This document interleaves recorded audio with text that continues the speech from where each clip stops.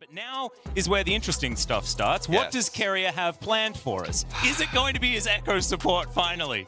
Honestly, coming down to two of the biggest pieces here for both these teams. Again, Keria and Targamas focusing on their roam capabilities is going to be huge. But with the Rel Tristana lane, they want to try and actually fight this Callista plus X. What's it going to be for Targamas? Probably not Nasus, is my assumption. We'll see what he does go towards. Of course, Leona Nautilus still very, very popular, but not necessarily doing a lot of winning.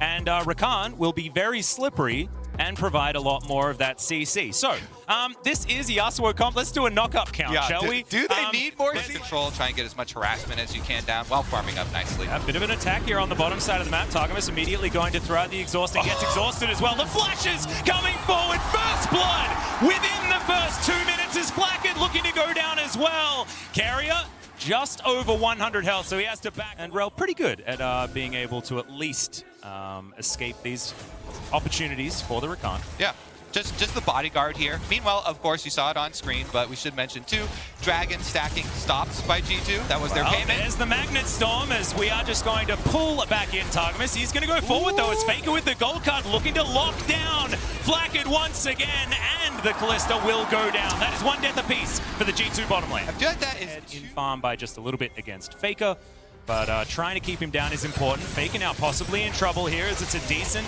little catch there onto Jankos, who's just trying to get forward, and Faker is going to break his stopwatch. The teleport's coming through from Zeus, and now he's trying to protect his mid laner, but the last breath comes in. The ultimate's there from Zeus as well. No one's died just yet. Faker is going to be able to take down Targamas, but then immediately 3 kills, and now Oner is trying to chase this one out. Jankos is in trouble. The heartbreak comes on through, and the resets are coming in. Can he find the next one? Yes, he can.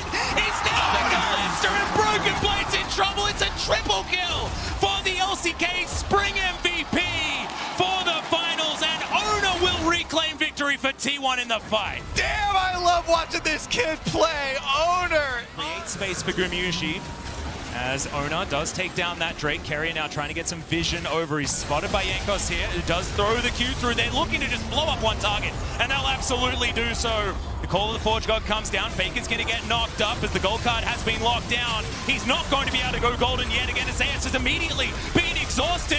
Throws down the ultimate after it wears off, though. Does he have enough damage is the question, as Gumayusi relatively untouched, but so are G2. It's so much damage from the lightning, but it's not enough. Gumayusi going in, looks for the resets, but the knockups are there, and it was a bit too far for the young AD carry. Yeah, there's one member left alive for T1. Zeus is on the run now. Jankos wants it though. That is a fantastic lightning rush, but it's not going to be enough to keep him alive. Jankos going to grab the solo kill, theoretically, at the end there, onto the cannon, and this is the team fight power. Used defensively here as Faker makes his way back to the rest of his team. Zeus on the flank right now, does have Flash back available, crucially. Great battle dance there from Targamas to get him out of the way of the stun as Keria goes in. Now it's his turn to try and find that engage. Decent knockback there onto Zeus, but he's going down low. Double kill for Jankos already in the team fight. Throws down the ulti. He's picked off Gumayusi, and team fighting this G2 is a mistake. T1 make again. You see Faker trying to get towards that top lane wave. He can't get there, because G2 could have been anywhere within their jungle, and there's just not enough vision. Destiny now going to be popped yet again, as now Faker over the wall looks to try and lock down Flakked, but he is going to be able to cleanse his way out of it.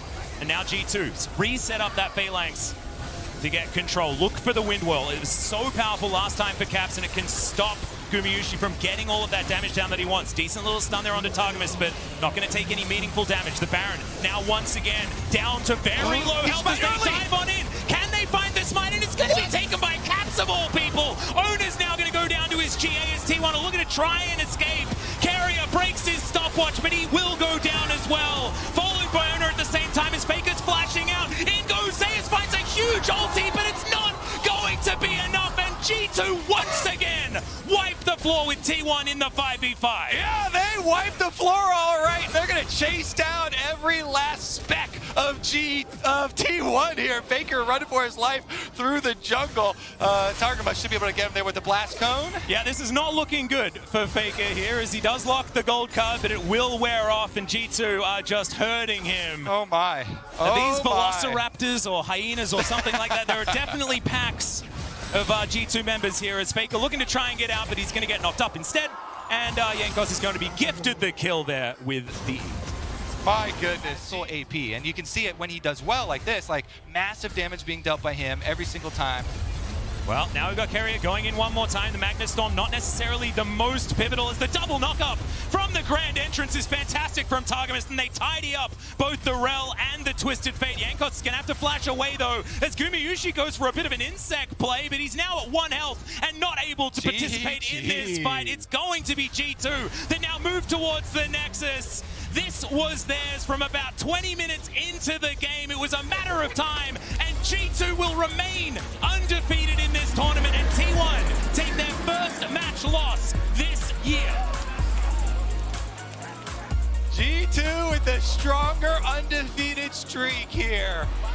My goodness, Jankos, masterful Diana performance from him. I know people also never want to like give credit to like Diana Yasuo combos because it's like 2 buttons, but there was so much else that he did that was not just combos.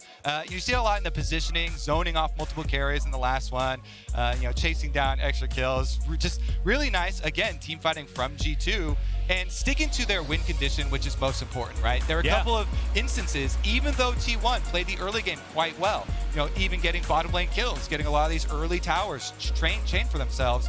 They don't stick to spreading the map as much and falling prey to some of these fights with the giant combination of knockups from G2 just when they needed them. What a great start to the Rumble stage here. We get an upset.